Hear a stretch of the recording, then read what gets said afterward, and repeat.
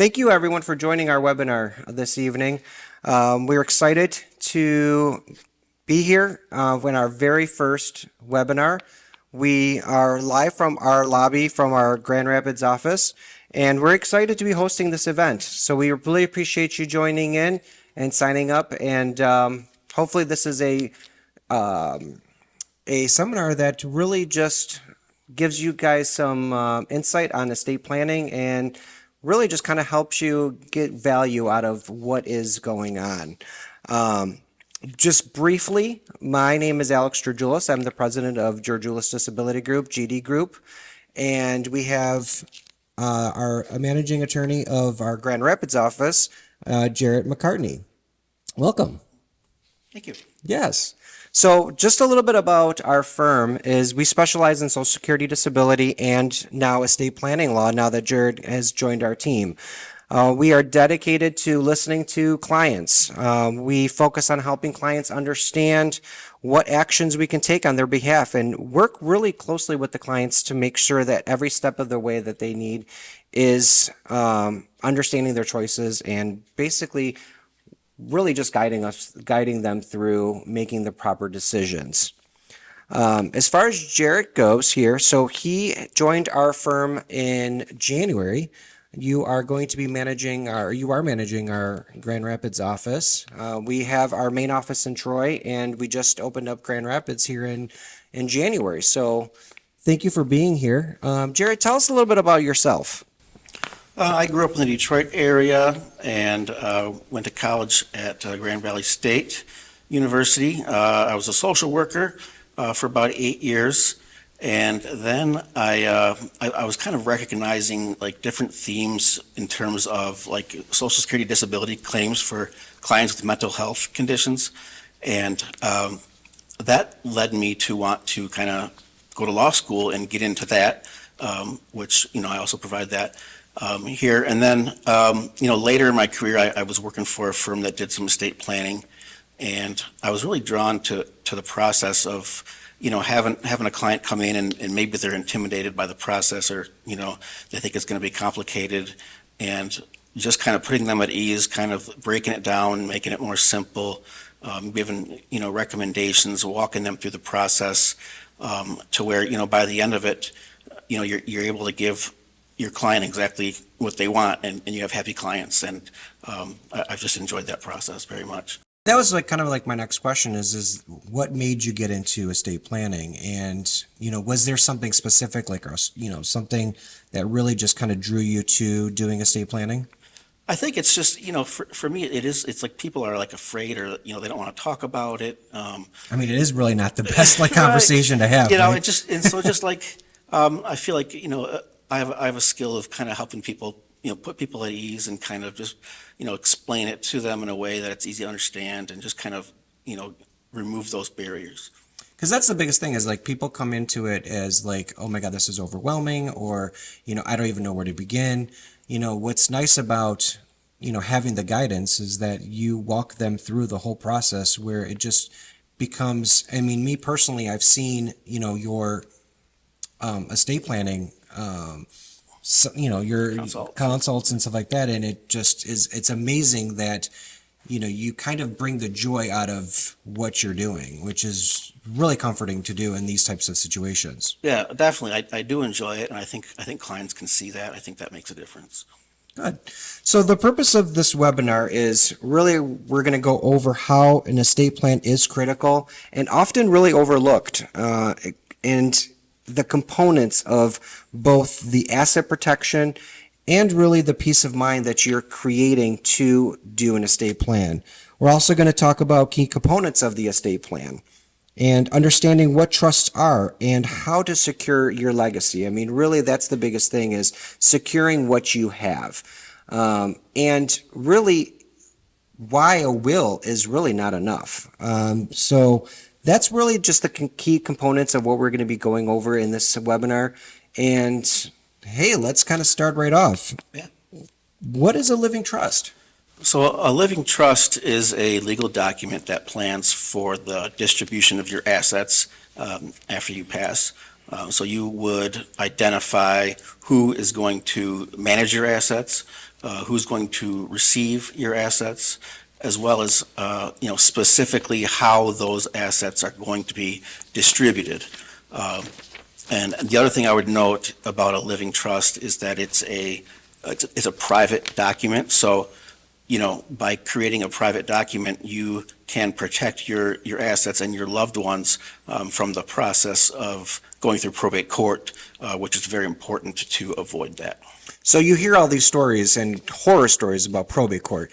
Go into a little bit about, I mean, you're going to go into a little bit in detail a little bit later, but what are some of the main horror stories of probate? I mean, I guess what I would say is there's several things that are common to all of it. Is like it usually takes a while before you can get your assets distributed to your beneficiaries, and so they're already grieving, and they're expecting to get their inheritance, and they have to wait, and it's expensive. You might have to pay a lawyer. It can get really messy, disputes over assets and value, and it's also because it's public. Anybody can try to, make a claim, or you can have creditors come after you, that kind of a thing. And so one story I heard recently is there was a family, there was a $1 million property, and there was no plan, so it wasn't protected. They went through probate, and it was just a complete nightmare. The family basically fell apart. They still have damaged relationships, and they ended up spending like $30,000 in just attorney's fees, and I think the executor got like $25,000. And the whole thing could have been avoided if they would have just spent $2,000 or $3,000 on an estate plan. So, cousin Joe, third removed from your mom's side, blah blah blah, all of a sudden comes up and knocks on the door at the probate court and says, "Hey, I want to contest this will." Yeah, and that's what we're avoiding. Yeah. Right?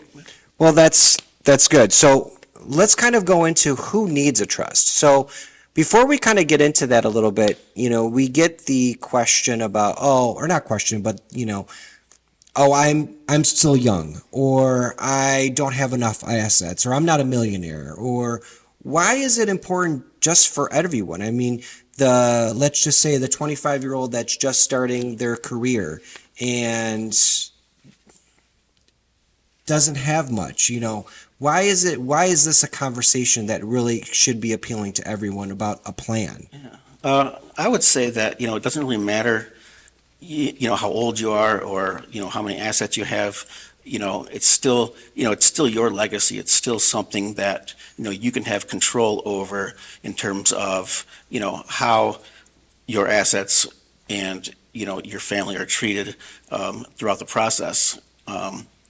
Because, life is unpredictable. You can't control very many things, but you can control this. You can control how your assets are distributed and provide, something, like a gift for your family, so that they can help remember you that way. So, if you have children, grandchildren, Right. kind of give me some other ideas of or examples Yeah, of I that. mean, if you own a home or other real property, if you own a business, if you have investment accounts, retirement accounts, if you're recently married and need to create a new joint trust, or if you're recently divorced and your trust is automatically terminated, you want to create a new trust, an individual trust. So if you are divorced, it automatically Terminates. Yeah. So you have to even do something. I got because of the divorce. I mean, you have to. You have no plan. You have no plan. Right. That's interesting because a lot of people don't realize that. I mean, that's the least of their worries, but in the same sense, it's really something very important. Right. As far as investments, as far as 401ks and stuff like that, how is that different than establishing and naming a beneficiary through the investment, fund or something like that versus the living trust? Yeah, so if you you're talking about if you have a named beneficiary for your retirement account or something like that. Yes. So that's payable on death So yeah, like that's a specific person, and if your situation remains the same, or anything unexpected doesn't happen, then that still works. But I would argue that it's safer just to you know assign it to the trust where you know for sure that those assets are going to be distributed according to the plan that you made. So you don't have to worry about, if something tragic happens, you and your spouse pass at the same time, she's your only listed beneficiary, that's going to go through probate because it's not in the trust. Interesting. So which leads me to the next question is, how does a living trust work? So once the trust is established, you are both the grantor and the initial trustee, which means you still have full control over your assets and really your trust. It's also sometimes called a revocable living trust, which means you can make changes prior to your passing. So you're in full control of those assets. And so what you want to do once the trust is established is you want to begin the process of funding the trust, which is transferring assets into the name of the trust or title of those assets into the name of the trust so that those assets are protected from probate court. So two questions out of that. One is, you mentioned revocable. What does that mean? It just means you can make changes, or you can just revoke the whole thing, meaning like you just, say, this is no longer my trust. It's just kind of an indication that, it's kind of a fluid, you still have control over it while you're living. Whereas with a will, you have it and then it only goes into effect after you pass. So revocable meaning that you can revoke control of who has the control of the, like what? You can change the trustee, you can change beneficiaries. I see. So, Mr. Joe is my trustee. I get mad at him, and 2 years later we get in a big, huge fight. I can just revoke that because I'm still alive. Right. So that's what I'm trying to that's important because I think that most people it's solid. It's, set in stone. Like I picked this, Right. Oh shoot, I got to be really nice to this person for the rest of my life. Yeah, right? and, we encourage people to review their trusts with us, frequently to make sure that, we haven't missed anything that's changed, or you have your wishes have changed, or anything that's going to affect the way your trust is administered. Okay. So then, as far as funding the trust, so what does that mean? When I think of funding the trust, I think of packing up a suitcase of money and just Right. taking it somewhere. So I mean, Yeah.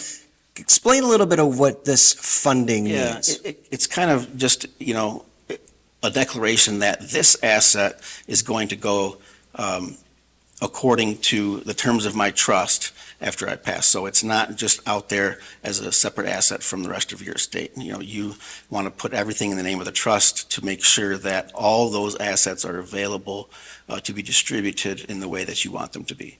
So assets, thinking of like your home, your 401ks, or your, investment properties, or, what type of assets, and how would you be kind of funding that? Is it like this piece of paper, or even banks, like, right, your bank account, or, Yeah. I mean, does social media even kind of consider that type of thing, or how does that kind of work? Well, I mean, it works the same as if you had named a beneficiary, like on your retirement account or something like that. They receive those assets. Except that instead of naming a person, you name the trust as the beneficiary. I see. So the trust is actually the beneficiary. So, Right. for instance, the Alex Georgioulas Trust, Right. that's who it is. That's who is my beneficiary. So everything in that trust is outlined. That's right. Got it. Okay, that's really, I mean, because people get kind of confused that it's not necessarily an individual, is that your trust becomes the individual, right? Am I correct in saying that? Your trust becomes, it becomes an entity, yeah. Yes. Okay. So I think that's kind of important that people really understand that it is an entity. This trust is the person in a sense, Yeah. right? Okay. I think that makes a lot of sense, especially just kind of just basically outlining that out. So, and all of this protects from probate. Right. that awful person, Right, that yeah. awful court system. I can't stress enough how important it is to avoid probate. It's a nightmare. Yeah. I've heard some horror stories, especially Yeah. in certain districts and certain areas, that gets a little, Yeah. it's a little crazy, you know? Messy. It's almost like a Jerry Springer show. Yeah, it's like, yeah. That is great. So what is a last will and testament? You know, we kind of hear that a lot, is like, Yeah. oh, I'm writing this down on my piece of paper and this is my last will Yeah. and testament. So what is that specifically? So that's a legal document that plans for the distribution of your assets, like a trust does. You name your beneficiaries, you name the person who's going to manage your assets, and so it's similar to a trust in that regard, but it does leave you exposed to probate court. It does not avoid probate court. It's a public process. So even taking a napkin and putting down, I, Alex Georgioulis, Right. leave everything to Jarrett McCartney. Right. That's yeah. That could still be Right. arguable in probate Right. by my mom. There's going to be some people probably wanting to contest that will. Yeah. Yeah. Okay. So that's the big difference. I mean, so what are the advantages of doing the living trust versus the will? I mean, the biggest one obviously is avoiding probate, which a will does not do. Another advantage is the flexibility that a living trust provides in terms of being able to very specifically determine how the assets are going to be distributed. For example, you could have what's called a common trust. If you have minor children and you don't want them to have full access to that money while they're still young and maybe won't make good decisions, and you can set it up to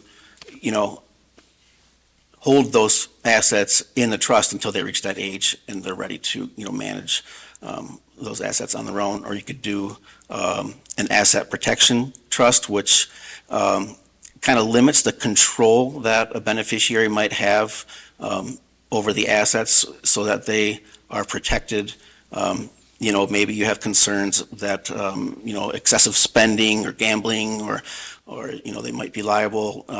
So if Cousin Joe over here has, a little bit of a, couple problems that you can control in these sub-trusts of the main trust. Yeah. So we have the main trust of your assets, and then you can do these sub-trusts of control of, so I gave Sally Sue 30% of my assets. Yeah. Right? But here, Sally Sue, I really love you, but you got a little bit of some problems. So I'm going to put stipulations on how you are able to get that by 30%. Yeah. Or even like with children, or with, let's just say, adult children, you can put stipulations like until you reach 25, you're not touching my money until then.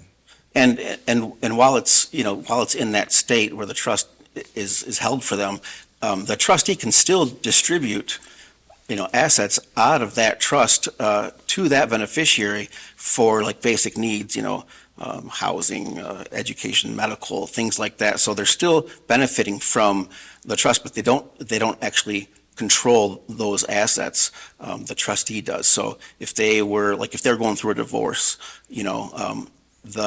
the spouse would not be able to get half of those assets because they're protected. They're considered not under the control of that beneficiary. So basically then, in these subcategories, like, I can say to my brother, like, I can leave in these things like, okay, my brother, love him, can't stand the sister-in-law. Right. She doesn't get anything. Yeah. Cut her off. My brother can get that. So you can specify and be very specific. Absolutely. In your categories and your sub-trusts. Yeah, and it doesn't have to be lifelong. You can say, it's going to be held in this trust under these, guidelines until you are age 50 or whatever you want it to be. I mean, it's your trust. You can make it however you want. So you can have as much fun with this as yeah. as you like, really. Yeah, absolutely. I mean, so yeah, people are like, "Can I do that? Is that allowed?" I'm like, "Hey, it's yours. You do whatever you want." Exactly. I mean, you want a treasure hunt to go in this. I mean, you definitely have that option. So that's the upside about this is that you have full control, right? Yeah. Yeah, and it's very flexible. Yeah. So you can also change those as well, those like the sub trusts. Sub-trusts, yeah, before you're passing, you can. Yeah, but once you pass, it's a kind of a done deal. They're irrevocable. Got it. So what is I keep hearing about pour over will. What is that? So a pour over will is a very specific type of will that kind of serves to support your trust if you have a trust-based estate plan. And what it does is it kind of notifies the court that you intended for your trust to be fully funded with all of your assets in case for some reason one of your assets didn't get put into the name of the trust or something like that. You have like a short kind of an informal probate process where the trustee is allowed to go ahead and place those assets into the name of the trust so they can be distributed accordingly. So an example of that. So let's just say I have my whole plan. Everything is all squared away. I later find out in life that my third cousin left me a 67 Chevy in their will. Okay. And I have that asset. Now I wanted to give it to my son, Bobby Joe. Yeah. Okay. And I didn't intend to put that in. I forgot to put that in, right? Does this pour over will kind of take into consideration that's what I wanted to do, or? Yeah, it does. It's focused on your intent. And, without getting into it too much, it doesn't really work that way with cars. But I think the point you're making is you have this asset that like maybe you weren't sure you had, or you kind of forgot about it. It didn't end up in the trust. The pour over will covers you like a fail-safe, saying, I intended to put all my assets into this trust, and therefore, the court will allow you to do that. And that's like a quicker process. Yeah, it's informal, and it's the judge doesn't make decisions for you. It's still all about whatever you intended. Okay, so it's still under the umbrella of the trust. Right. It's just like, hey, we have these little Easter eggs that we just have to kind of square away. Right. That we didn't know about it at the time. Yeah. And the judge kind of like, hey, this is what he probably intended, or she probably intended. Yeah. Interesting. What's another, as far as, you hear about all these situations with elders, right?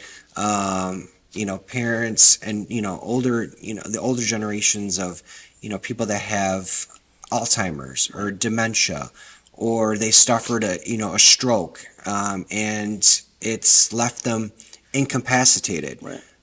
We know when we hear the word incapacitated, can you kind of elaborate a little bit about what in those situations, what typically happens? Yeah. So, someone like a doctor will declare that this person is incapacitated, which means they're unable to make informed decisions about their care and about their finances, things like that. So if you have a living trust, the trust becomes effective as soon as it's executed. So while you're still alive, you can appoint someone to serve as your power of attorney, medical power of attorney or healthcare power of attorney, to make those decisions on your behalf while you are unable to make those decisions for yourself. The difference with a will is a will only becomes effective upon death. So you're not able to do that unless you have a living trust.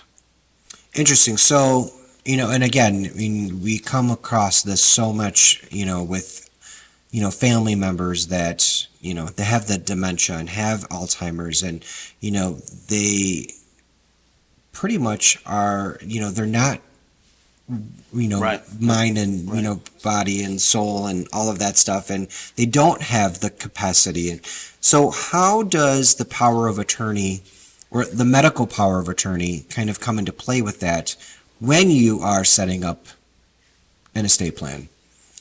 Like in terms of like what their powers are, that kind of thing? Yeah. Yeah, it's mostly just like decisions about treatment. The doctor's going to give you some options or recommend something, and you just say yay or nay, or I want to try this or I want to do this. It's just kind of it's a pretty broad scope of any kind of decision that somebody would make about their own health care that they're not able to. So you definitely want to pick somebody that you trust. Oh, for sure. Yeah. With your own life, pretty much. But as far as how is it different than guardianship? So that's a really good, we get that a lot in our practice, right? Guardianships, and how does that work with someone that does, even in elder law and stuff like that? We get that a lot.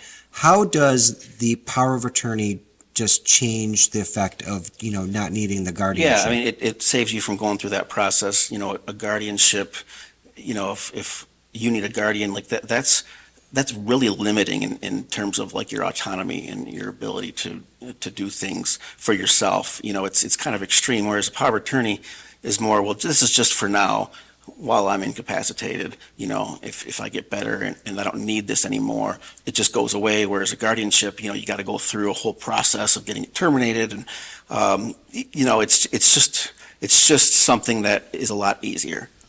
So with the power of attorney, does that, I mean, can you set up in your trust that, let's just say, like, there's so much scams out there. There's so many things that people kind of concern themselves about, is that, who deems that person incapacitated? Who deems it? Obviously a doctor, but, Yeah. Can you do something where, two doctors have to, Yeah. be in opinion or in agreement that this person is incapacitated, or, how, Yeah, talk a little bit about that. Yeah, the most common options you see, and these are the ones that I use, are just, you can say, well, you need to have two separate assessments find the same thing. That's kind of a good way to kind of check to make sure that, it's that clear.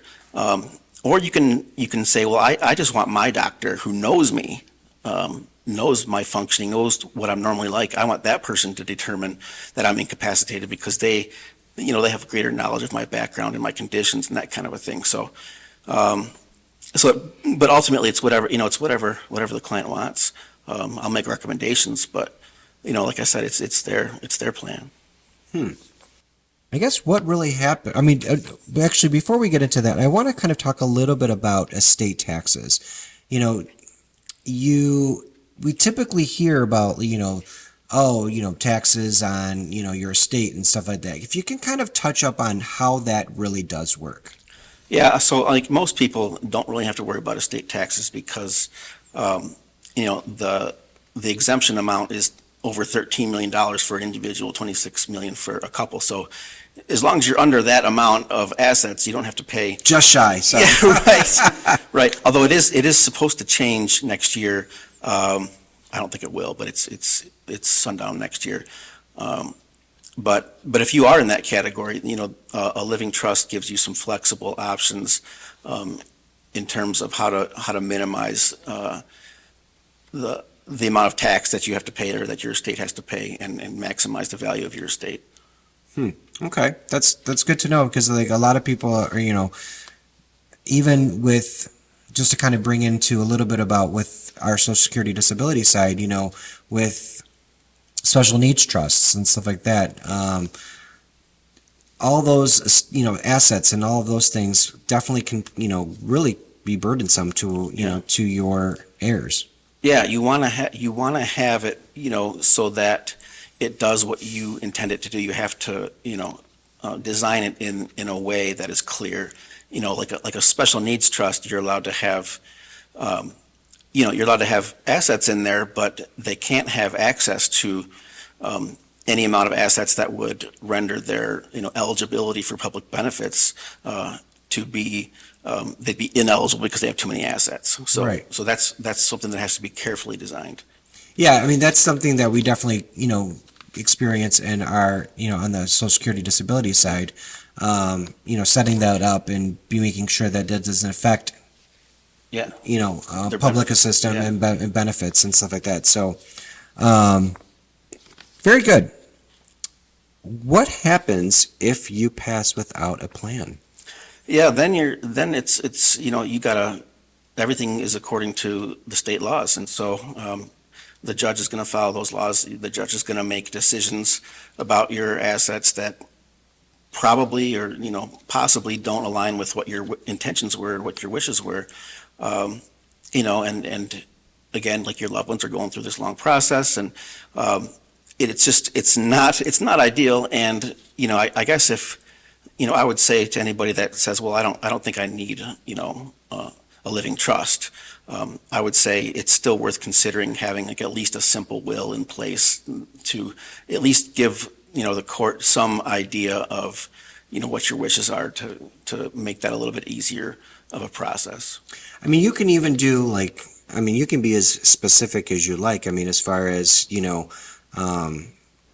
arrangements, certain types of, flowers, certain types of, Yeah. I mean, you can get as detailed Yeah. as you like with this, where someone just opens up the book, the trustee just opens up a book and just goes boom, boom, boom, boom, boom. This is what happens. I mean, you're in, I've lost my father. So, I mean, going through that process of not knowing exactly and making these tough decisions in a time where really that's the last thing you want to Yeah. kind of think Yeah, you're about is grieving. you're Yeah. grieving, you're going through all of these things. And I just remembered, going through my father's funerals and stuff like that. And I almost went into I'm trying to think of like a director. Like I was, inadvertently into Yeah. that, directing mode of what's going on where I didn't really have a chance to grieve and do all of that stuff. So giving it to that responsibility to a third party is a huge thing that I think people would probably take for granted, not having those plans set Right. up, Right. and just outlining and putting it in a nice book and just like here you go. Right. If you need it, that's here, here, here, here. Yeah. And I mean, you plan for a vacation, you plan for a home, you plan for a wedding, you plan for all of these things. Why not plan for your departure, unfortunately? But it does save a lot of time and just, Yeah. Yeah, and I mean, I think I said earlier, there's so many things you can't control. Life is so unpredictable. No. But you can control this. Yeah, absolutely. Well, Jared, I appreciate you taking the time and really just kind of going over all of this. It's been a real pleasure learning about estate planning as well, and just kind of having an understanding and really giving us the opportunity to build our practice with that, and having these live webinars and giving insight on what's going on and how to approach this, and knowing that we're here to really guide them through that is really comforting, to be quite honest with you. So in conclusion, I just wanted to kind of go over how and why a will is not enough, and why a living trust really secures your legacy. I mean, at the end of the day, we're really trying to secure our legacy. We were given a birth name, right? And, we work hard throughout our life to establish and put accomplishments and do all of these things.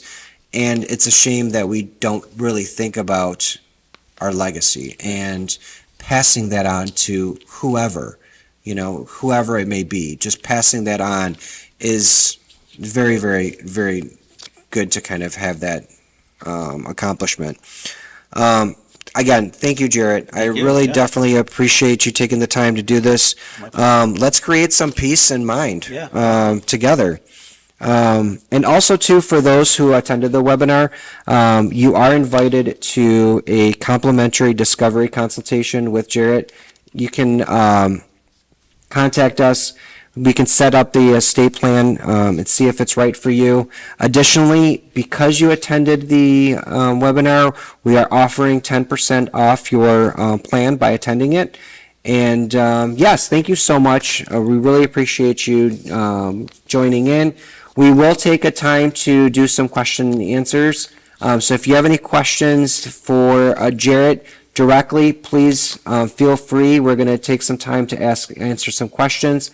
All you have to do is just unmute yourself and then go ahead and just ask the question. Hi there, this is Grit. I don't have any questions, but thank you both for this. This was helpful. Even though I don't have, too many assets at this time, I think it's good for me to know what my options are, and certainly just the difference between the will and a living trust. I didn't know this information, so I appreciate it. Oh, we are so glad to hear that. You hope you can just, get your message across, and it sounds like we're able to help you do that. Yeah, I'll definitely be in touch when I'm ready to plan. Thank you, Craig. Thanks for attending. Anyone else? Hi, Alex. This is David and Denise Phelps. Hi, how are you guys? Thank you for joining. Thank you. I just wanted to thank you and Jared as well. It was very informative, and I think we'll be in touch as well. Perfect. So did we answer like all questions? Like, did you, what are some of like the feedbacks that you kind of took out of this webinar? Well, I think the important thing is the difference between the will and the trust. It definitely gives you much more to think about in terms of how to distribute your assets and how you'd like them or where you would like them to go. So I think that was very beneficial for myself. It's an eye-opener, isn't it? I mean, people really don't think about that as much. And I mean, before going into this, you hear all these horror stories, you hear all of this stuff, and people are like, I have a will. But that's really not enough. And, I'm glad that you were able to pick and really just kind of help with explaining that, or help us really just kind of seeing that, how we were trying to explain that. And that's the value for us as well. No, thank you very much, both of you. Thank you. I appreciate you joining in, and yes, please contact us. We would love to see if we can help. And thank you so much for watching, and spread the word that we are doing estate planning. And we appreciate it. Thank you so much. You guys have a good night. Thank you. Thank you. Bye-bye.